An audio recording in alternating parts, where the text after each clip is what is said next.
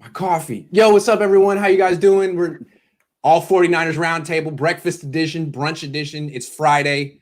I think Maverick thought it was Thursday. It kind of feels like a Saturday, but we're going to say it's Friday. We got a bunch of topics to talk about, starting with Todd McShay's latest mock draft. It's interesting. And then I have a game. Nick had a game last week. My game this week is it salvageable? I'm going to go through different players on the Niners who we've kind of written off and see if there's a path to them having a successful second act to their career or whatever. And then we'll do trivia. So let's start off with McShay's. Well, let me introduce everyone. Niner Nick Newman, if you don't know who he is, looking great. Maverick Pallack, the 49ers trivia/frivia champ creator, and me. So the first question is about Todd McShay. He says the Niners are going to trade up from 12 to 9, which is not that far, to get Mac Jones, who a lot of people are starting to realize is a pretty seamless fit in the Niners offense. McShay says the Niners would trade like their second round pick and number 12 and 43, or 12 and a number 1 pick next year to move up and get their guy. Are you buying or selling this trade up for Mac Jones? Look at it two ways. Do you think this is going to happen? And do you think this is the right move? Two ways. Nick. I'll start. I'm buying this. In Todd McShay's mock draft, the first 4 picks in the draft were all quarterbacks. So the first 4 picks, boom, boom, boom, boom. Trevor Lawrence, Zach Wilson, Justin Fields, Trey Lance. So I like the 49ers trading up for Mac Jones because this is the offseason where you have to find a long-term solution at quarterback. And we'll talk about that more later on. But absolutely, I'm buying this. Mac Jones is a perfect fit for Kyle Shanahan's offense. I really, really like Mac Jones. I wrote about him 2 months ago, right after the national championship game. And at that time, I thought maybe he'd be selected in the bottom half of the first round so the 49ers could trade back, pick up draft capital, and then take Jones. But I'm high on him regardless. Even if you have to move up, having that quarterback on a rookie contract, 5 years worth of control is definitely the way the Niners got to go. I'm buying it. I'm not as big on Mac Jones as everyone else here, but if he's the guy that Shanahan and John Lynch pick as their guy, I don't fault them for wanting to trade up to secure him. I know the 4 quarterbacks ahead of him were picked in this mock draft, so I get the need to get Mac Jones. But I still would rather go a different position and not trade up. Like you said, giving up a lot of assets, I think that's hard. But if he's their guy, go ahead and do it, I guess. Yeah, I don't think they're going to trade up from 12 to 9 for a quarterback. I mean, if they did, I was looking it up before he went on. That's 150 draft points in difference from 12 to 9. Not a lot. That's the 88th pick in the draft, not the 43rd. The Niners should not trade 12 and 43 to get Mac Jones. That's two assets for one player. If Mac Jones fell to 12, I think they would take him. If Mac Jones fell to 12 and they traded down 1 or 2 spots like they do, they traded down a spot for Javon Kinlaw, they traded down a spot for Solomon Thomas, I think they'd be cool with that. But trading up into the top 10 for a quarterback, I just don't have a life-size picture of Kyle Shanahan doing it. I think it's too much. I think he has too much scar tissue from the time that the Washington football team traded up for RG3. Obviously, it's different. But still, there is something that happens when you trade up for a quarterback. He becomes the most powerful person in the organization. And if he doesn't work out, it's the coach's fault, period. It's not like if you take a guy in round 3 or round 2 and he works out, the coach is a genius. And if he doesn't, there were no expectations. There are very, very high expectations. And you gave up multiple assets for that guy. It's not like you traded down, picked up an asset, and got Mac Jones. So one, I don't think it's in Kyle Shanahan's DNA to trade up in that part of the first round. It's rich. And I don't think they should. I don't like Mac Jones that much. To me, I like Mac Jones a lot. I see what everyone sees. He's a good player. I also like Kyle Trask, and I don't really see what makes Mac Jones better. I think Alabama's better. So if you could get Kyle Trask in round 2 rather than trade up to 9, that would be my take. Way to go. But I could be wrong. I just don't. I don't see this as realistic. What do you think? To provide more context on my answer, this is the specific scenario laid out by Todd McShay. So will there be the first 4 quarterbacks gone after the first 4 picks? Who knows? But if that were the situation and Mac Jones is available, I have no problem jumping up from 12 to 9. And what it really cost. You looked at the draft chart, Grant, and I'm familiar with the point system and everything, what it really cost a second round pick or a 2022 second round pick. Who knows? But Kellen Mond's not even a 2002 20. No, absolutely not. It should be basically the comp pick and the 4th round pick. I mean, that's the comp pick is 88. Let's call it 90.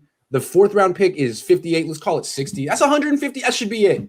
That should be it. Maybe you throw in like a 6th round pick as well. But basically the 3rd and the 4th plus the 1 should do it. But that is 3 assets. Yeah, unless you're targeting a guy like Kellen Mond. In my mind space right now is the 49ers need to address quarterback in round 1 and find that long-term solution. That's kind of where my head's at. And after hearing Chris Sims talk about the top 6 quarterbacks and how loaded this class is, I just don't see how the 49ers can walk away from the 1st round without a long-term solution at the position. I just feel like, and you're right, but Chris Sims said Jones is a great fit for the 49ers. He also said Mond is a great fit for the 49ers, and I see that because even though Mond is like a dual threat quarterback, he's actually very faithful to the design of the play. He's like Mac Jones. He wants to go through his progressions, and he does it pretty well, which makes him a good fit for the Niners. He's a good slant thrower, which makes him a good fit for the Niners. I could see the Niners, if let's say Mac Jones gets picked 8th by the Panthers, which is possible, I could see the Niners maybe not taking Mond at 12, but trading down for him and picking up assets and getting their quarterback in round 1.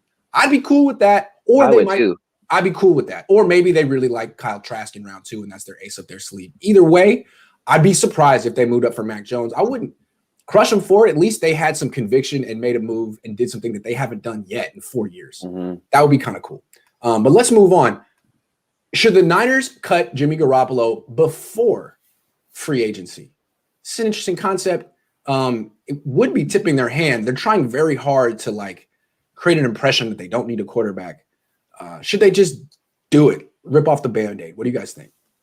I still think they can trade him for something if they wanted to move on from him. And I know we're talking about it in your game later, but I still think there's something salvageable if they do end up deciding to hold on to him. I still think they could get something I talked about yesterday where I think they can get a pick out of the Patriots. It might not be the 2nd round pick they surrendered to get him in the first place, but a 4th or 5th round pick might be possible down the line. If you need to go 5th or 6th just because it frees up a lot of money, that's fine, because getting an asset to free up money like they did with Quan Alexander is still worth it in my opinion.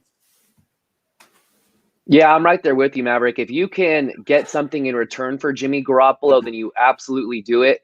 But I think it's important to free up that $23.6 million in cap space prior to free agency, whether it's via a trade or just cutting him outright. And again, I support Jimmy Garoppolo. I really do. I'm just not a fan of the situation and how the 49ers are out there flirting with other quarterbacks. And it's clear as day. They're not committed to Jimmy Garoppolo long-term. And it's been that way ever since 2017. The way that they structured his contract, there have always been outs. There's always been outs. There's never truly been a long-term commitment to Garoppolo. And I think using that $23.6 million that you could clear up prior to free agency, using that money in free agency to help bring back guys like Trent Williams and bolster your roster, I like to call it building a bully. Build a bully, spend that money on both sides of the ball to load up on the trenches, because that's where the 49ers need a lot of work, especially on the offensive line, and put that rookie quarterback in a place to be successful year 1. That's interesting. When you brought up this topic, I was like, no, you can't do this, because you would be tipping your hand. And then you go into the draft and everyone knows what you need. And now you try to trade up to number 9 and that team's like, oh, okay, well, we're going to need that 2nd round pick because you're desperate. But that's a good point. I mean, I don't really think the Niners are going anywhere one way or another. It's a very difficult division. Their team isn't really set. They don't have a quarterback. They don't have an offensive line that's great. So if they were to cut Jimmy Garoppolo and sign a guy like Alex Smith or Ryan Fitzpatrick or Andy Dalton or whoever, like, what difference does it make? Who cares? You're freeing up cap space, and now you're building a team for 2022 or whatever. That's cool with me. The only thing is you save a little bit more money if you hold on to Jimmy Garoppolo and trade him after June 1. And as Maverick said, he may have some trade value at some point, like Mav's idea yesterday. Trade him for a 5th or a 6th and then send that pick to Carolina for Teddy Bridgewater. That's clever too, but what Nick is really swaying me with, like, yeah, if you cut him now, you free up all this cap space. You can sign someone who's basically just as good and more durable than him for a 5th of the price. and keep some of the people that are gonna. Because what good does it do creating cap space after June 1? It helps you next year. Exactly. Yep. It helps you next year, but I don't know. What do you think? Well, I think if they did cut him after June 1, that still would help, because I think just as the offseason goes on, teams are going to realize salary cap, they have to cut some guys because it's going to be really restrictive in some ways. And especially after the draft, teams are going to be getting guys that they possibly didn't think they would get in the first place. And then maybe you are able to move on from that cornerback that's $9 million on the cap, or that linebacker that's $5 million on the cap because you got a rookie in the third round you're really comfortable with. So that cap space wouldn't be wasted necessarily, but it still would be much better to have it now than later. And there could be like a second round of free agency after June 1 because this year is weird. Yeah, I have one more thing to add. You just have to weigh out the pros and cons. The con is clearly that it tips your hand, and teams are going to know that you're trying to trade up for a quarterback in round 1, more than likely. But the pro, that's what you're weighing out, is the $23.6 million extra in cap space this specific year, when all these veterans are going to be released over the course of the next 2 weeks, like we've already been seeing. Is that worth tipping your hand and probably parting with future assets a little? I think it is. Because if you don't do it, you're probably going to lose Trent Williams or Jason Verrett or both. And if you do it, it's almost a lock to bring back Trent Williams. Yeah. And then you don't have to spend the draft capital this year on a left tackle. So I think it's worth it. I do. And I think it's the correct. The only question is, with these big time free agents sign on with the Niner team that just cut their quarterback. Mm-hmm. Well, I thought about this in the shower right before I came on. I think Kyle Shanahan has the respect around the NFL where he'll be able to explain and articulate his thoughts to any free agent. It's not they're going to be like, oh, you have a rookie quarterback coming in, I'm not interested, I'm not talking to you guys, I'm not willing to negotiate. I don't think going the quarterback route would go that far. I think this is an interesting question. How do you guys think Jimmy feels about the rumors this offseason? Does he even pay attention to them? What do you think? Why would you want to pay attention to it? Just because you don't see many positive things, I guess. If I was an athlete, I would not be on social media. It's just evil world. Yeah, but the idea that you can escape this, that it's something you can insulate yourself from, like the way I see it is, it's not the athletes themselves who seek it out, although some do search their names on Twitter. But those are like the ones who don't get much press. People who are just bombarded with people talking about them. It's the family members. It's the brother. It's the girlfriend. I don't know if he has a girlfriend. It's the mom. Like when I used to rip on Dante Pettis every day after training camp, his sister would watch every time. And it wasn't because she enjoyed what I was saying about her brother. It was to take note and make sure, like, did Grant go too far? Can we get him fired? Can I make it a complaint? Those kind of things. So look, he's got to be aware. He's got to be aware. Not like what we're saying, but every rumor, every time someone says that he's easily replaceable, the agent's got to hear it. It's got to be on his radar. And I don't think it would make him feel good about being here. Well, to a degree, yes, he should be aware, because he should be able to, or he should be looking for other places to play if he is cut or if he is traded and he has to use that no trade clause. He should be analyzing where it would be most favorable to move to. Probably New England, but if he has to look at other places, he should be on that right away. Yeah. Real quick, Scott Davidson says trade down for Najee Harris, trade up for Kellen Mond. I'm not sold. I got to watch the Najee Harris tape. I'm getting conflicted reports about him. Some people feel like he's like the next Le'Veon Bell. Some people think he's the next Alabama running back who's not going to be great. I don't know. Not sure. But Mond, yeah, I like him. You guys have any feelings about Najee Harris? Well, if you're trading down for Najee Harris, you're probably taking him in round 1. I don't think it's necessary. The 49ers, I'm high on Jeff Wilson Jr. If he can stay healthy, I believe he's going to have a monster season. So I don't think that's the best way to use your first round pick. All right, let's move on. How about this? What would the repercussions be for Lynch and Shanahan if they stick with Garoppolo and miss the playoffs? And this is assuming they don't really take a quarterback in round 1, round 2. They don't really have a future. They stick with Jimmy for real and say, we're going to kick that can down the road a year. What do you think the repercussions would be if this plays out that way? Oh, this is tough. Someone's going to take a fall. I don't know who it's going to be. Kyle Shanahan will always be associated with not scouting Mahomes or Watson in the 2017 draft. I'm not trying to beat a dead horse by any means, but he did that. He did that. And you can forgive him for it, but you shouldn't forget it. And part of the job, part of life in general is learning from your mistakes. Right now, there are 5, 6 very talented quarterbacks in the draft. Deshaun Watson's available. Matthew Stafford was available earlier this season. It's clear as day the 49ers are not committed to Jimmy Garoppolo long-term. So what is the excuse of not finding your long-term answer at the position right now? Right now, when there's an abundance of talent available, a quarterback that can step in and lead this team for the next 10 years and just completely take away all sorts of questions regarding the quarterback position. It's a borderline fireable offense to me, whether that's going to be John Lynch or Kyle Shanahan, I don't know. And again, this is coming from the place of they decided to run it back with Jimmy Garoppolo and it completely backfired. If that hypothetical situation transpires and comes about in real life, wow, I'll be at a loss of words. I will. It will be tough to, totally save face if this season does look like it did in 2020, whether Jimmy Garoppolo doesn't perform like he did in 2019, or he gets hurt and they have to finish the season with Josh Rosen, Nick Mullins, CJ Beathard, whatever the backup situation, Andy Dalton, whatever that is, that'd be tough to sell. But I don't think Shanahan would necessarily be fired after this season unless they pull a Jaguars or Jets this season, and I don't think that would happen.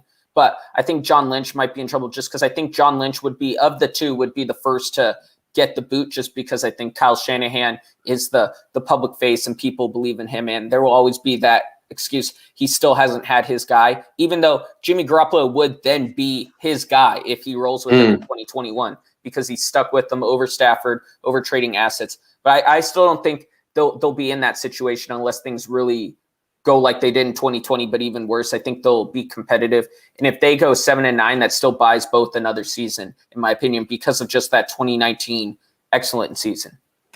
Yeah, I agree with Mav. I think it's a 17-game schedule. Yeah, 7-10, sorry. 7-10, 8-9, 9-8. If they do any of that and miss the playoffs, I don't think either one will get fired. But I think there will be repercussions.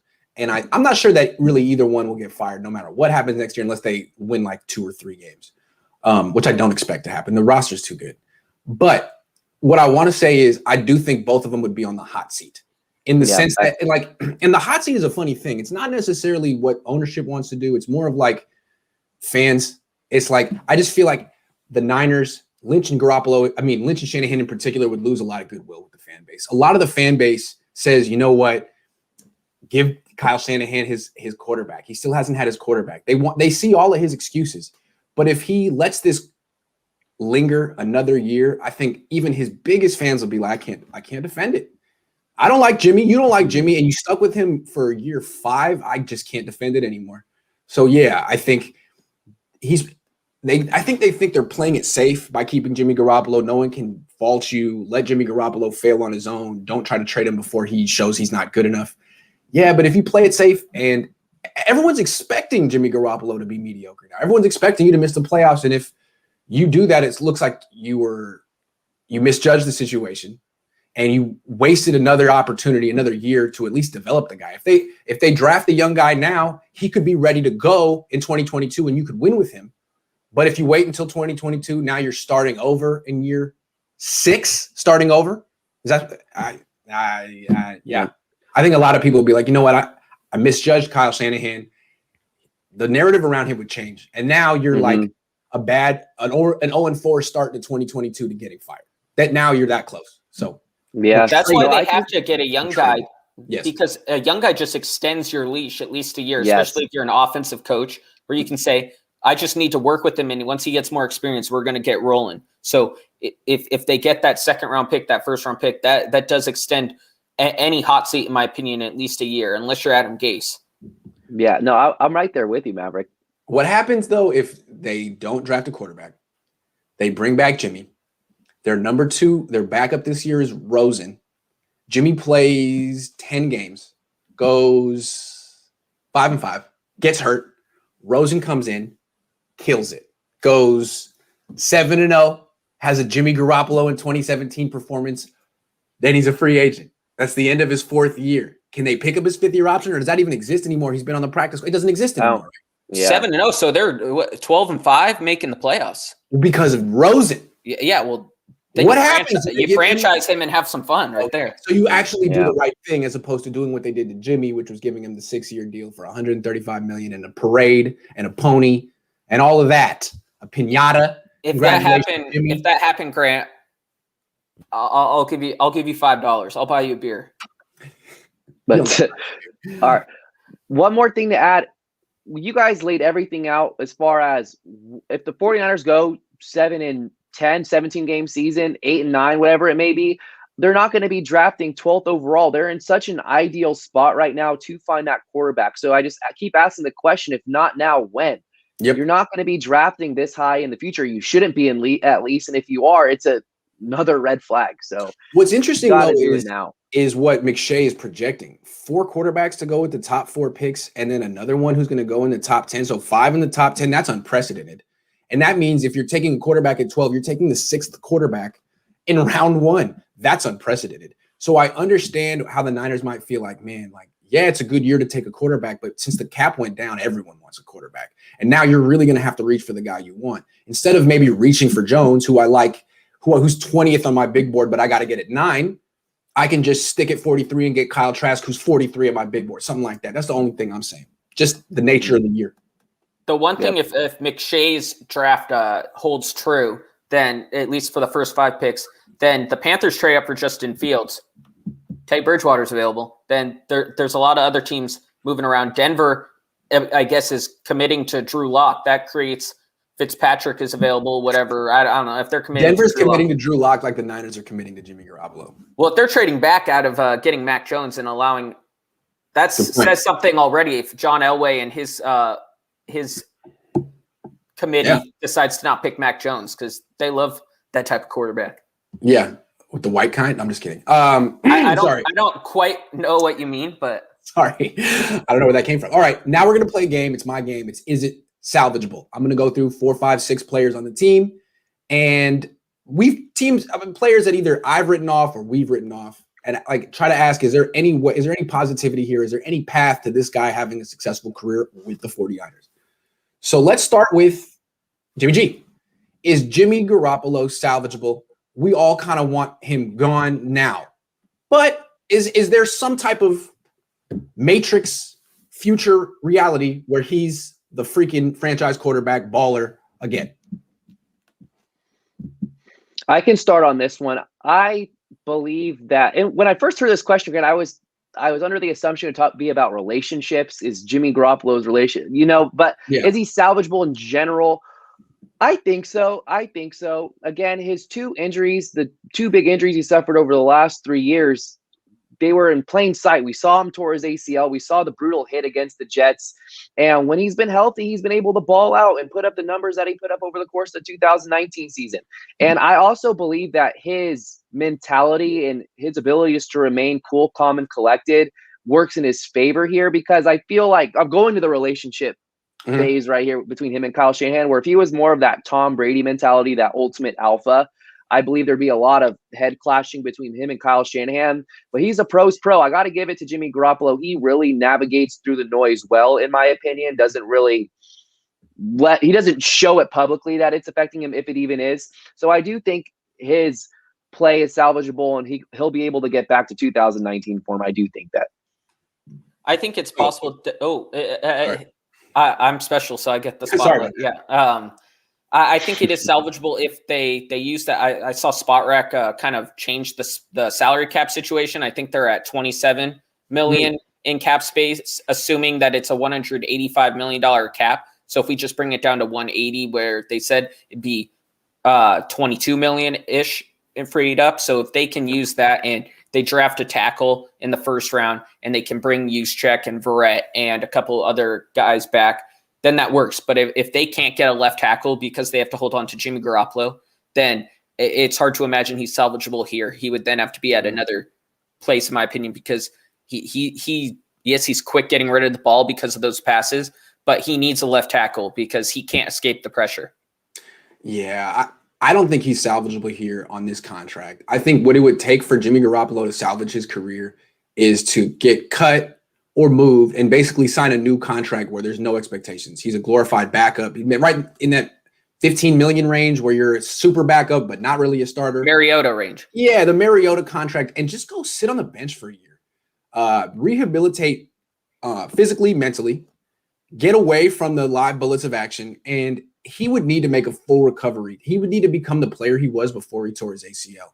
Because even the one he was in 2019, he was good, but I think the league figured out that there's so many things he's not doing anymore. He doesn't leave the pocket. Like, he doesn't scramble anymore. So you don't have to worry about that. He doesn't throw downfield. He doesn't throw outside the numbers. So by the time the playoffs came around, Mike Zimmer had it. I mean, all the good defensive Spagnuolo had it. You just pack the middle and dare him to throw outside or deep. And he can't dare him to run. You can just play two-man coverage all day with no spy and shoot, go ahead and run. It's hard to throw against two-man coverage if you can't move. So I think what he has become is no, not salvageable. But if he could like go somewhere and sit on the bench and actually rehabilitate. I mean, Deshaun Watson made a full recovery. Maybe not every athlete can. Maybe he's not as athletic as Deshaun Watson. But if he could do that, then yes. But I don't know. Kenny? I don't know. Who knows? I don't know. I'm going to say I don't know again. All right, Mike McGlinchey. Is he salvageable? They need to sign a right guard, in my opinion, and a center to salvage Mike McGlinchey. I think he definitely needs help. And if they can get Alex Mack there and get like a mauler like DJ Fluker or Rashawn Slater or Elijah Vera Tucker in that right guard spot, that would help Mike McGlinchey. I don't know if he'll ever be the 2018-2019 one where there was a lot of potential around him. But if he can get back into the slightly above average right tackle spot, that's fine with me, as long as there's not catastrophic errors that lead to strip sacks and interceptions in the red zone.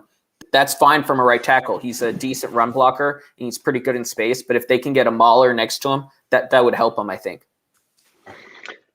This has to be the last year that you give Mike McGlinchey to put it all together. And if I'm not mistaken, they have to pick up his fifth-year option soon, right? That's pretty soon. In the coming weeks. Yeah. That's going to be interesting to follow along to. But there's still a lot of good with Mike McGlinchey's game. He grades out very well on PFF every year as a run blocker. And in 2019, it didn't seem like his pass protection was as glaring as it was in 2020. I know it wasn't great in 2019 either, but like Maverick said, just getting him to be back to a slightly above average right tackle would be a win. And it's funny, going back to that 2019 season, it was Mike Person, right? Wasn't that the right guard starting alongside of him? And, you know, the offensive line was good enough in 2019. So I do believe it's salvageable, but he really has to show that growth this season because the clock is ticking on him. He can be out of the NFL in the next couple years if he doesn't improve as a pass blocker. I don't think it's salvageable. And I think the thing with him, why he was serviceable in 2019 is because they were winning the whole season. And he is a good run blocker at what they do. He's a good zone blocker out in space. But he's not good in pass protection. He wasn't good in pass protection at Notre Dame. He was not good in pass protection at any point with the Niners. And now what really alarms me is his weight. I mean, he admitted he was below 290. He's 6'8". That is way too light. If you remember Jonathan Ogden, Jonathan Ogden was 6'9". He went to UCLA. He was a top 5 pick. That dude weighed 325 in college and played at about 345 in the NFL. You can't be 6'8", 290. What Mike McGlinchey has turned into is a guy who was always kind of stiff and mechanical and slow in pass protection. So he struggled against speed, but now he struggles against power too. He can't block speed or power in pass protection. Still a good run blocker. I'm sorry. It's 2021. You can't have the run blocker only offensive tackle. You need a guy who's serviceable in pass protection. And that's what you were expecting when you took that dude with the 9th pick. You weren't like, oh, he's only a run blocker. Nah, you take that. That's Colton McKivitz, not Mike McGlinchey. So I don't think he is salvageable unless this dude can get up to 325. And I look at him as a guy who, when he retires, is going to be 220 pounds in like a week or 3. And I think he has trouble keeping weight on. And the days of him, if he ever was 6'8", 315, 325, it's over. So prove me wrong, Mike. You need to gain 35 pounds of muscle or something pretty freaking quick.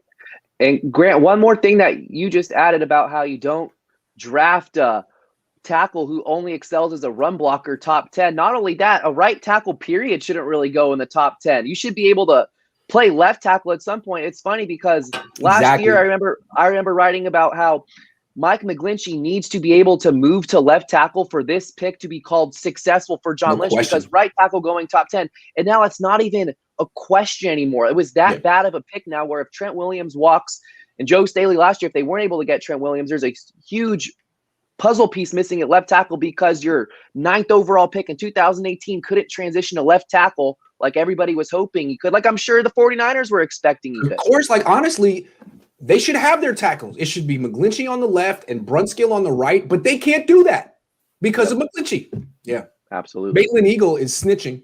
Says, I've seen McGlinchey hanging around Napa and Sonoma Valley wine tasting instead of working on his game.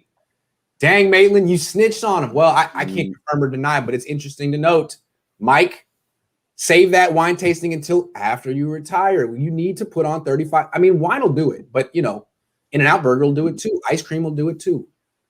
Watch Tristan Wirf's Instagram. He just documents his eating every day. All right, I saw that. It's impressive. Yeah, it's impressive. All right. Solomon Thomas. Is he salvageable? Unrestricted free agent. They could bring him back if they want. Is he salvageable? Well, considering he wasn't much to begin with, I could see him being the same player that he was. And again, that's not saying much, because I think he's a 7th or 8th defensive lineman on most defensive line rotations, regardless of where he is. Yeah, that's where I'll leave it at that. I think he is salvageable, not obviously for the 3rd overall pick where he was picked, but I mean, that's obviously already out of the question. But once you're on your 2nd contract, to me, I think that kind of takes your draft pedigree out, and you're a new player. You're that free agent. You are what you are. And the 49ers can bring him back, I think, even close to vet minimum, maybe a little under $3 million, under $2 million, and he can be that 6th defensive lineman, kind of take what Kevin Givens' role was in the past and move Kevin Givens into the starting role that we all think he's capable of, and be that guy off the bench that can provide a couple nice plays. I believe he had a couple of good plays in the playoffs too, and I'm not saying he's going to be a starting defensive tackle. If he's starting for you, you're kind of in trouble, but he has a role, and he has good Bay Area ties, and I think he's a good locker room and community leader. So if you're getting all that with under $3 million, I think that's worth it for a defensive lineman, where you need at least 8 guys to be successful. Did Nick, do you already go? All right, my turn. Yeah. I don't think he's salvageable. Maverick, you made a great case. I'm not debunking anything you said. Just what I feel is that I feel like every single backup he's ever had was better than him. He tries hard. God love him. It's not that he failed for lack of trying. He put in his best effort. He works hard. He gives 100% effort on the field. I just think he was the wrong pick. I think he was a total misevaluation. He doesn't have a position. He's not a defensive tackle. Everyone says you got to move him. He's not a defensive tackle. He's 270, 6'3". They thought he'd be Aaron Donald. He's not Aaron Donald. You have to play him at D end. There are better run defending DNs that you can get, on the practice squad. No offense. I'm sorry, but I don't think so. I don't really see him as an NFL player, and I wouldn't be surprised now that he has the torn ACL as well. I wouldn't be surprised if he actually isn't in the league next year. But if I had to put a wager on that, I probably wouldn't feel that confident to bet against him. But that is how I feel. But let's move on to something more positive, maybe. Akello Witherspoon. Is he salvageable? Well, I think Akello Witherspoon has played for him. Like, his play on the football field is certainly salvageable. I think his best football is ahead of him. Bringing this back to the relationship with the 49ers, does he want to come back and play for the 49ers? Because if he does, I think that they should prioritize bringing him back. And this is something that I tweeted out last night. There's got to be a $5-6 million difference in what you would give Jason Verrett opposed to Akello Witherspoon. I would like to bring back Witherspoon and bolster that pass rush. And remember how hot of a start Witherspoon got off to in that 2019 season when the pass rush was firing and he had that pick 6 against the Buccaneers. I think Witherspoon's best football is ahead of him, and I'd rather have him than Jason Verrett moving forward as long as that pass rush is firing. So I'm high on Akello Witherspoon moving forward. He had a great closeout to this season. He was great. It already looked like he salvaged his play over the course of the last 2 weeks with what he did against the Cardinals with the game-clinching interception and what he did against DK Metcalf in in the Seahawks and the swagger that he was showing on the field. But his relationship with the 49ers, is that salvageable? I think that they didn't do the best job developing him, and they kind of put him in a bad mental spot as far as how they handled his injuries and everything. Is that salvageable? I don't know, but I like him moving forward regardless of where he ends up. Yeah, I think he definitely salvaged at least his value with those last couple of weeks, because I don't think he would have got more than $2 million in free agency, and now he can get 3 or 4. I don't know if he'll want to come back to the Niners, but I think he is a capable starter. He won't ever be a number 1 corner on the team, but I think he's a capable starter for a couple years. Yeah, I think he's salvageable too, in the sense that he did finish the season strong. Now, you don't want to put too much stock in a guy finishing the season strong in a contract year. It's like, well, where were you the other 3.5 years? But he did do that. He played very well against DK Metcalf on week 17. He's had games where he's played well against other elite wide receivers. I remember Michael Thomas in 2019. He has flashed. He has all the physical ability you want from a corner. He's 6'3" with all the movement skills. He's not expensive. He might have bad feelings toward the 49ers, but he's also a guy who's not going to get big offers on the free agent market. Whatever he feels, he's going to take the most money. Because what has he got? $2 million in it? I mean, that's a lot, but he wants more money. And he's not set for life, I don't think, in his mind. So he's going to go. Maybe if the Niners give him the most, then it could be them. And I don't know if they will. Like you say, Nick, it probably could come down to him or Jason Verrett. Maybe the Niners feel like, we like you, Jason, but you're more expensive. You're older. You have these injury history. We're going to go with the Kelly Witherspoon. At a price, he's interesting. Yeah, I do think he's salvageable. He's young. Why not? But his confidence is always hanging by a thread. So maybe you need like I don't know, some type of a shrink to help him out. Is Jalen Hurd salvageable? I don't even really know what we have with Jalen Hurd until he recovers. I'd like to see him play a preseason game first before I answer that. But he's very athletic, so if he can come back from those injuries, I think he has a chance. I don't know if he'll be Deebo Samuel level impact, but I think he can still make an impact, hopefully. Let me turn the tables here and ask you two a question. Do you expect anything out of Jalen Hurd this upcoming season, or is it more so like a bonus? If he contributes in any way, shape, or form, it's a bonus. That's how I kind of look at it at Jalen Hurd, where, okay, you missed the first 2 seasons of your NFL career, and no one really knows what. If you're able to contribute in any way, shape, or form, that's a bonus. And it maybe justifies the 3rd round, taking him and Deebo Samuel back-to-back in the 2019 draft. Are we going to see him on a football field? I hope so. I don't know. This is a people tough one compare him to answer. Jason Verrett, because Jason Verrett established himself in 2015 as a Pro Bowl cornerback in the NFL. Jalen Hurd hasn't established anything. Yeah, there's no baseline really. You can't. No, and I think he's been hurt forever. He got hurt a long time ago at Tennessee, took a year off, went to Baylor, played, didn't finish the year, came to the Niners, got hurt. I mean, when is he not hurt? Nothing wrong with that. I mean, it just seems like his body has been breaking down since high school. So no, I don't think so. If they do, great. But all the signs are pointing to no. What about Josh Rosen? Is he salvageable?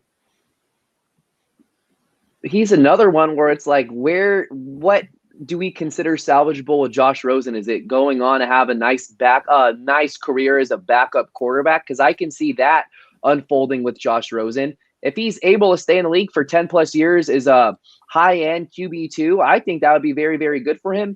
Is he ever going to start in the NFL again? I don't think so. I think that ship has sailed with Josh Rosen, unless the hypothetical situation that you laid out, Grant, where he goes 7-0 after Jimmy Garoppolo gets hurt in the upcoming season. If that were to happen, of course he'd be a starting quarterback in the. I just don't see it. I don't see it. He'll forever be a backup quarterback in the NFL. I don't see him starting ever again. I think it would take a lot to get him to be starting, whether that's, like you said, Jimmy Garoppolo getting hurt or signing a veteran and the rookie just not being ready, and they give Rosen a chance at the end of the season. I don't think you should compare him anymore to the draft pick. As I was saying before, he's removed from that contract now. So it's kind of just what he is. He is a backup quarterback. Can he be salvaged and possibly be a top 35 quarterback, meaning he competes for starting quarterback jobs every single year? I think he can. But I think him being a clear-cut starter, it'll take a lot to get back to that part of his career. think he can be salvageable. I think he has as much talent as Mac Jones, if not more. Any quarterback the Niners are considering taking at 12, I think Josh Rosen is comparable just in terms of raw talent. I mean, clearly it hasn't worked out for Josh Rosen yet, but he just turned 24. He's finally in a good organization with a good coach. He's been here for, 6 months. If he can stay on the team, even on the practice squad, he's got a little opportunity to learn and develop and prove people wrong. Everyone said, you don't really love football. You're going to walk away. Well, he hasn't walked away yet. He's had every opportunity to do so. And if he ever gets an opportunity to play like in a preseason game or, God forbid, a regular season game, he could change the narrative real fast. And all of a sudden the Niners salvaged someone that the rest of the league gave up on. I think it's possible just because he's got the talent and I think he's in the right spot. I don't know if the Niners like him like I do, but if they do, then absolutely. Final one, and then we'll get to trivia. What about Nick Mullins? Is he salvageable? The reason I ask is reports where the Niners had offers or won last year to trade Nick Mullins for some type of pick, and they turned it down. Now it's looking like they may not even – it's not a given that they'll even bring him back. Restricted free agent. Is he salvageable? I think he's no longer that clear-cut second-string quarterback, which hurts him. But I think he can get back to that just because he's shown a history of success. I know it's not as recent as people hoped it to be, but backup quarterbacks, as long as you can hold on to a football for 2 seconds and throw it, you can get signed somewhere to be a backup quarterback. Chase Daniel's been a quarterback everywhere. And as you've said, you think Nick Mullins can be a coach one day, and that's a good thing to have in a backup quarterback, is a veteran that's a coach on the sideline that can help out your young starter or help out your third stringer that you're developing. Yeah, I think Nick Mullins can continue to have the type of NFL career where he's good in small doses. And the dose that we saw from him this year was too large, That's where fair. you start to pick up on his tendencies as a quarterback, and you can see the more he plays, the more You're right. vulnerable he becomes to making mistakes. But I think as a spot starter, as a guy that comes in to close out like he did against the Jets Seattle? when Jimmy The Garoppolo Jets? went down. Yeah, He was good against Seattle. Yeah, so the potential is clearly there. It's just when he gets exposed when he's on the field too long. And I think he can have a solid career as an NFL backup, similar to how I feel about Josh Rosen, except Nick Mullins, we've seen him thrive to an extent in this role, not as a starter clearly, but being able, all you need in a backup ideally is not what the 49ers had to deal with last year. That's not the ideal backup situation where you have to rely on him to start for half the season, right? As far as needing a spot start or two, I think Nick Mullins is fine in that role, and if the 49ers didn't have Jimmy Garoppolo, who has all these durability concerns, I'd be a lot more high on bringing Mullins back. But unfortunately, you need a little more firepower at the backup position. But if you have a quarterback that has a history of always staying healthy, I think Nick Mullins is a fine backup. Yeah, I mean, he did get exposed against Philly a little bit. He looks like he gotten a little in his head a little bit. But also, I mean, let's be fair.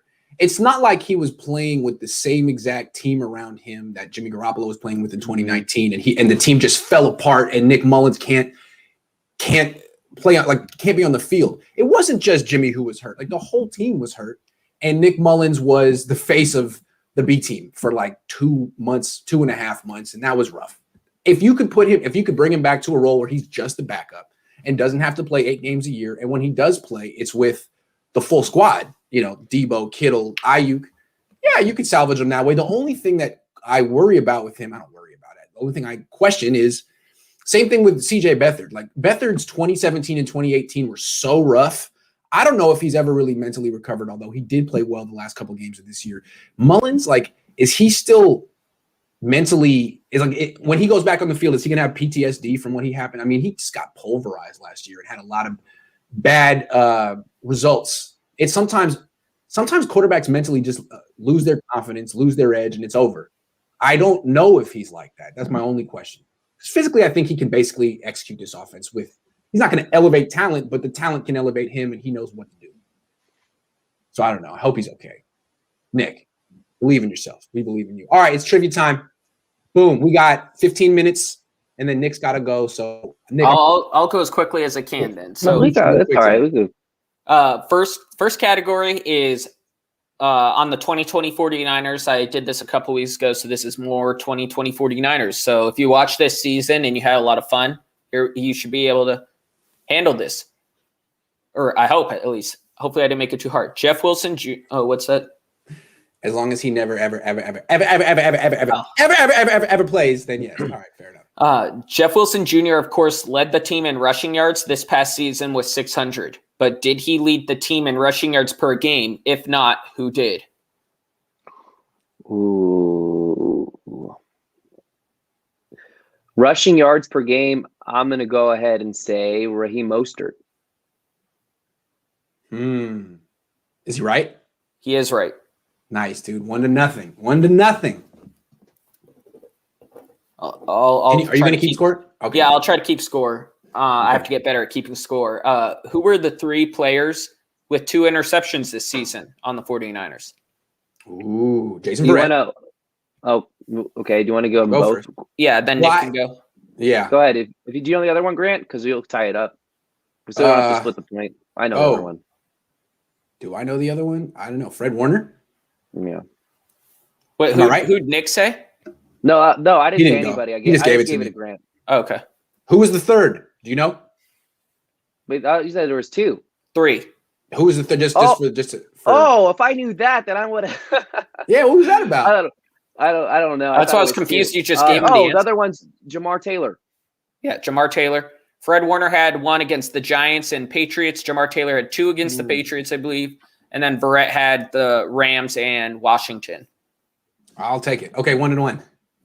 Justin School played all 16 games, but only started 4 this season. Who are the other 5 offensive players to play all 16 games? So not necessarily start, but play in all 16. Okay, who should go first, Nick? I'll go first this time. Okay, go ahead. Get it. All right. All 16 games. Oh, man. Offensive players who played all 16 games. Ooh, this is a good question, man. This is hard. Lincoln Tomlinson. Pro Football Lincoln Reference. Tomlinson. Yeah, that is correct. Tomlinson. Mike McGlinchey. 2. Mike McGlinchey. I got one. I think I got one too, but I want to hold on to it.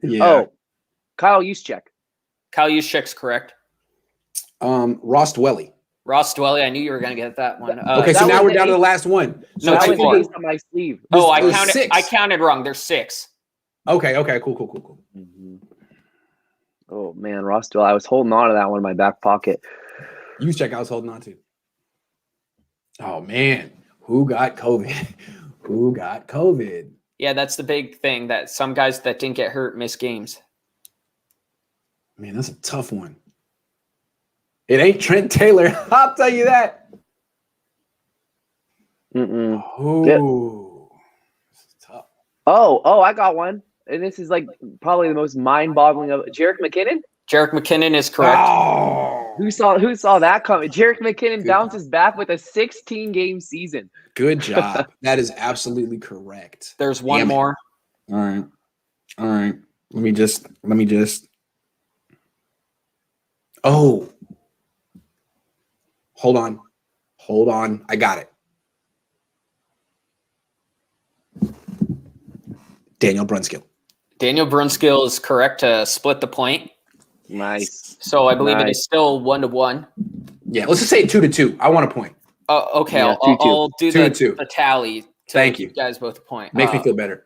Marcel Harris played all 16 games, but only started 4. Who were the other 5 defensive players to play all 16 games? 5? Yes. Okay, so we I can counted switch this off. time, and it actually says 5. Okay, so should I go first this time? Sure. Defensive players who started all the games, Yes. other than Marcel. No, started. Just played all 16 Played games. in all the games. Okay. Yeah. I should listen. Fred Warner. Fred Warner is correct. Okay. Oh man. It's tough. Nope.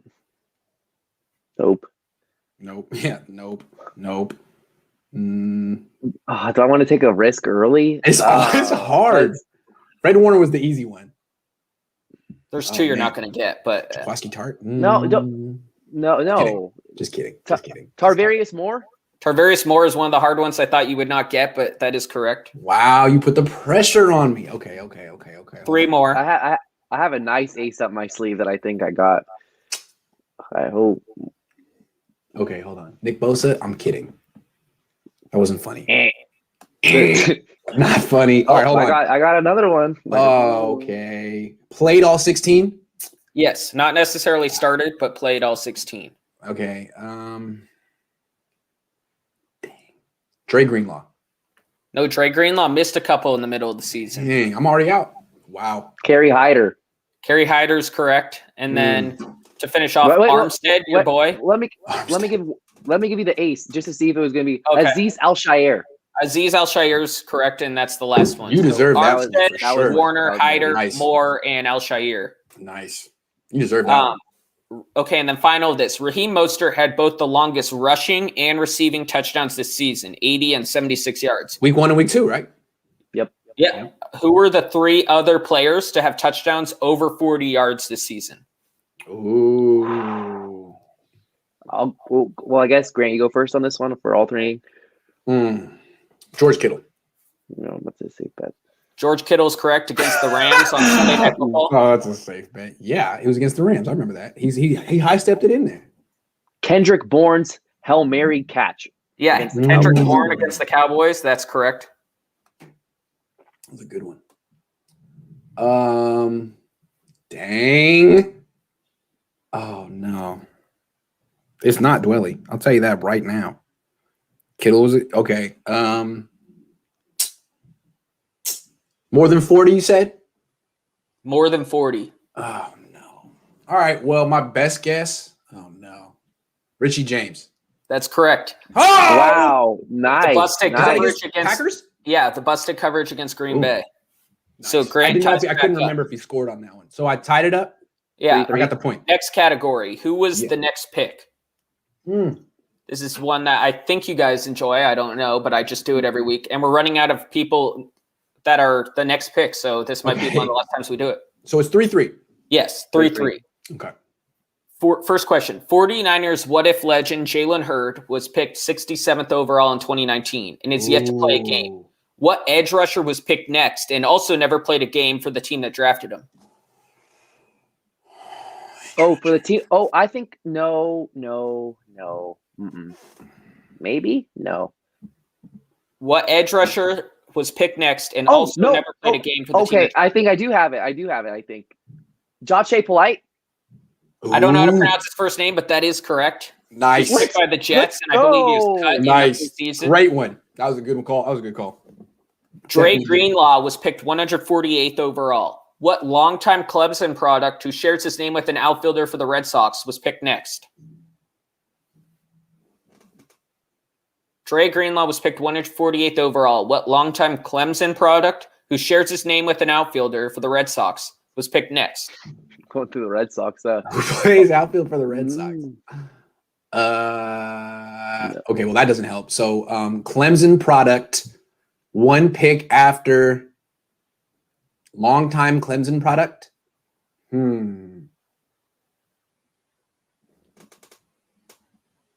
don't know. You know, Nick, I give up. Jake Martinez Benintendi. No, Hunter Renfrow. Oh, Hunter Renfrow. The other Hunter Renfrow, spelled differently, signed with the Red Sox this year. I completely made up that name. I forgot that there's two Hunter Renfrows. That's confusing. Yeah, very confusing. I made up that name, by the way. That was a good question. I should. Well, I know you did, but Justin School, another Justin School question, who the 49ers picked 183rd, provided some heroics in 2019 before down 2020.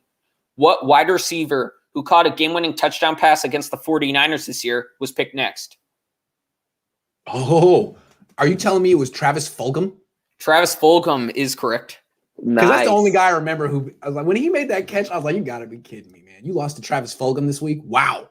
Wasn't it Dante Johnson versus Travis Fulgham, which was meant for a week 3 preseason and the game? Thing was, the coverage was pretty decent. It was just the most amazing throw ever.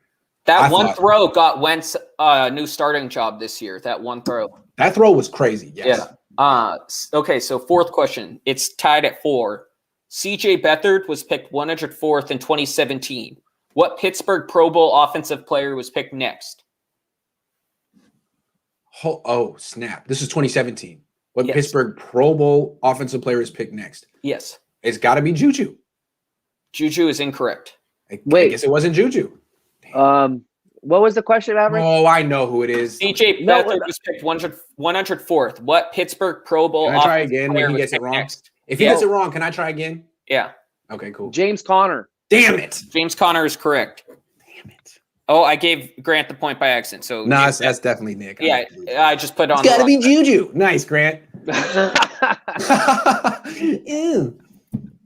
All right. Okay, we're back to Nick. My impression of me getting a question wrong. All right. It was Nick's up. Last one. Will Redmond, who never played a game for the 49ers, was picked 68th overall in 2016.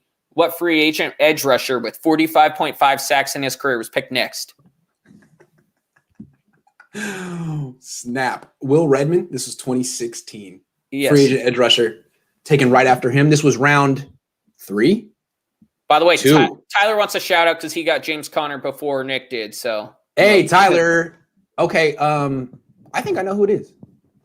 I'm not going to say it. It's got to be. Okay, hold on.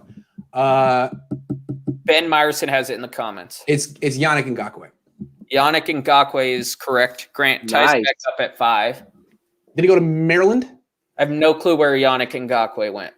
I can look that up, but I'm going to tell you, I didn't know who he was before the draft, but he's a pretty good pass rusher. I knew who he was because he was in one of my mock drafts, which makes me an expert. One of the mock drafts. I don't know how I put him in there, but yeah, he went to Maryland, so I'm an expert. Okay, let's talk. Final category, more trades. What's the score? 5-5? 5-5. You guys are matching each other blow for blow. So more trades. San Francisco traded Jim Druckenmiller for a 7th-round pick that wound up being Druckenmiller? Is that not how you say it? No. How do you say it? Druckenmiller, but I like Drunkenmiller better. Well, I thought there was an N. I don't know. This was. I was 3 years old when I was on the team. So Druckenmiller. Okay, well, Jim Druckenmiller. I thought it was Drunkenmiller too. 3 years old when he got traded. He was really good, guys. You missed the Druckenmiller era. So good. I feel like I got that with the JT O'Sullivan era. Didn't Kevin Green headbutt him before a game one time to get him pumped and concussed him and he couldn't play? I think that happened. Do you remember who Kevin Green was? I know who Hall Kevin of Fame. Green is. Yeah. Yeah, I think he was on the Niners at the end of his career. He tried to get him because he was terrible. This guy sucked. Druckenmiller. He's like, yeah, go on! And he headbutted him and he like, knocked him out. In the comment section, tell me if I'm wrong, but I remember that when I was a kid. Okay, let's talk Druckenmiller. Okay, Jim Druckenmiller was traded for a 7th-round pick that wound up being this 13-year 49er veteran. Ooh, I don't know, but I'm gonna guess. Jim Druckenmiller. 7th-round pick. Oh, I think I got it. Go for it. It's going to be a crazy long shot. I might have just long snapper, Brian Jennings. That is correct. You got it. Nice. You got it. Nice. Nick takes the lead. The 49ers traded a 3rd-round pick in this quarterback to Cleveland for Trent Dilfer. A 3rd-round pick for Trent Dilfer. Just think about that. But a 3rd-round pick and this quarterback for Trent Dilfer. Oh, wow. Okay. 3rd round. Oh, I got it again. Ken Dorsey. Ken Dorsey again. Nick's on a run. Oh, man. Nick's going to take it this week. Nice, Nick. He's got a 2-point lead. Nice. 3 questions left before Final Jeopardy. The 49ers. Is that one of those rare trades where both teams lose? Geez. Well, getting a 3rd-round pick. I don't know what they used that 3rd-round pick on, but it was the Browns, so it probably wasn't a good pick. But the 49ers traded up to pick 11 to take Anthony Davis in 2010. The 1st-round pick they traded was this Michigan product who has 59 career sacks. And the 4th-round pick starred in a Netflix special in 2020. What? So they traded 2 picks, a 1st and a 4th-round pick. The 1st-round pick was this Michigan product who has 59 career sacks. And the 4th-round pick starred in a Netflix special in 2020. Starred in a Netflix special in 2020. So the 1st-round pick. You got a guess? Brandon Graham. Brandon Graham is correct. I got something right. And the 4th-round pick is some dude who had a Netflix special that he starred in last year. Or was the subject of. Well, it's got to be Tiger King. No, it's probably not Tiger King. You could steal and split the point with me. I'm sure. Aaron Hernandez? Aaron Hernandez is correct. They traded. I didn't see that one coming. Yeah, Wow, once you're I right. saw that, I was like, oh, I can't wait to. I didn't. Oh, you think still that okay? We either. both get a point there, so you're still up 2. That was good. Wow, Aaron Hernandez, nice. Yeah. Interesting. I watched that too. Yeah, it was good. Very interesting. Yeah, it was. Yeah. The 49ers traded back from pick 79 in 2010 to allow the Chargers to take Donald Butler. They acquired a 3rd and 6th round pick in 2010 and a 4th round pick in 2011. Who are the linebacker and 2 running backs they picked with those choices? Navarro Bowman. Navarro Bowman is the linebacker. That's correct. Okay, so I started off. Your turn. And then what are the other 2? 2 running backs. 2 running backs. What round? 4th round pick in 2011 and a 6th round pick in 2010. Okay.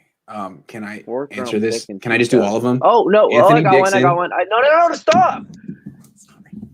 Go ahead. Kendall Hunter. You name him. Kendall Kendall Hunter. Hunter. Kendall Hunter. You were wrong anyway. No, Anthony Dixon is the Oh, deciding one. So Grant will Give me get that 1 point. Give me that point. Okay, last one before final. The pick the 49ers traded for Jimmy Garoppolo wound up being this SEC and NFC North running back. NFC North. Yes. SEC and NFC North running back. Nope. Oh. Say it again. Question? Say it again. The pick the 49ers traded for Jimmy Garoppolo wound up being this SEC and NFC North running back. Man. I got it. Patriots ended up I go first. Kerryon Johnson. Kerryon Johnson is correct. That's Nice. a big point for Nice. Nick to take Nice. a 2-point lead. So Grant Nice. needs to make it up in this final Jeopardy. Oh, snap. All right, here we go. I made it way easier than it used to be. It used to be rank them in order, but the 49ers have drafted 13 wide receivers since 2010. Oh. 10 have at least a catch in their career. Name them. Okay, I'll start since I'm. And then if it's tied, I have a tiebreaker at the end. Okay, I don't have anything to write down, so I'm just going to do it off. All right. Well, Since 2010. Yeah, so Off the dome. since 2010. Okay. Brandon Ayuk. Brandon Ayuk is correct. Deebo Samuel. Deebo Samuel is correct. Okay. And you're saying draft pick. Draft pick. So Anquan Bolden would not be an answer. Kendrick Bourne would not be an answer because he was. Kendrick Bourne would not be an answer. Okay. Richie James. Richie James is correct. So we got Ayuk, Samuel, James, Trent Taylor. Trent Taylor is correct. Okay. Which guys caught passes for the 49ers? For the 49ers, yes. Sorry. So AJ Jenkins. Since 2010? Did not catch a pass. Yeah. Since 2010. Okay.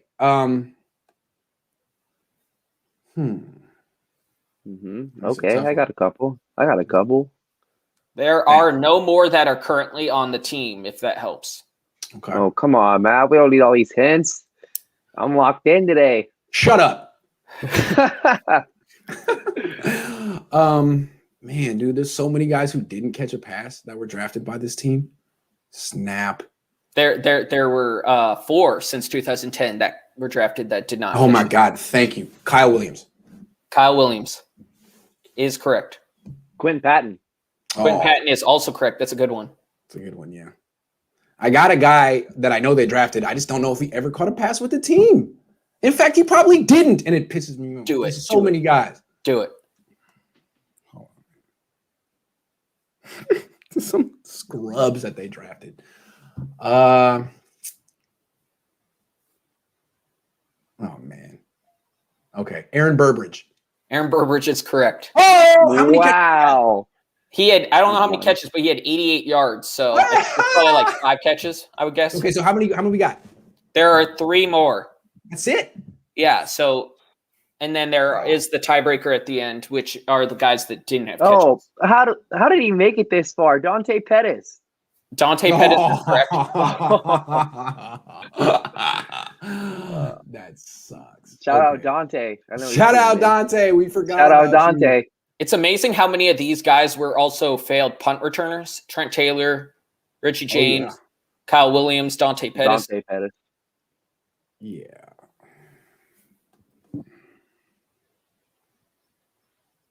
So 2 more. both are no longer in the NFL. Snap. I got a name, but I don't think he. Ooh, Tyler got one in the comments. Man, I got a name, but I hardest don't know one. if he ever caught one. Do Who's it. the other guy? Do it. All right. Do it. Well, I don't think I'm going to figure it out. I got to go with the one name I can think of. Nick, do you got it? Well, you need these two, Grant. So you No, got it's on my turn. I'm just curious, Nick. Do you got it? No, not right Well, now. here Yeah, I go. I'm still going through Okay, that. here I go. And I think I'm wrong, but DeAndre Smelter. DeAndre Smelter is correct. He caught a pass? One for 23 yards. I don't know I when don't it remember was. that. I do not remember that. I don't either. Hey, wow. And there's one more. So if Nick doesn't get it, Grant can tie. And I don't think I know who it is, but I got a name. Georgia Tech product. Oh, yeah, that's where Smelter went. Yeah, people love that guy. the pipeline. Burbridge and Smelter, man, that's That was impressive. left field. That's impressive. I don't think they ever caught a pass. I don't know. You're going to let me try to steal? I don't think I got it. But the only other wide believe in receiver you, I can Grant. think of is not Jenkins. The only other wide receiver I can remember them drafting was Just can I Ronald give Johnson people- from USC. Yeah, don't guess that. Yeah, what are you going to do? Okay, I didn't know. I'll let you guys. Okay, Johnson never caught a pass. It's a punt returner. I don't know. Bruce Ellington, Oh, yes. Oh, Bruce. the original South Carolina I should have playmaker. known that. He was a good player. And I then should have got that over the. Okay, I lose this week. yeah, Got and then the four that haven't: AJ Jenkins, Ronald Johnson, as you said, Jalen Hurd, and Jawan Jennings. Ronald Johnson. I knew he didn't. Oh, well. Nick, congratulations. Well done. Thank you, everyone, for watching. I can't believe I lost. I have a terrible feeling. It's a terrible taste in my mouth. Nick, I'm getting you next week. We'll I'm see. coming back. No trivia next week. Forgot about Pettis. least- Oh, no Oh, trivia next 2 week. weeks. At least not All on right. Friday. Something to look forward to, guys. Thanks, everyone, for watching.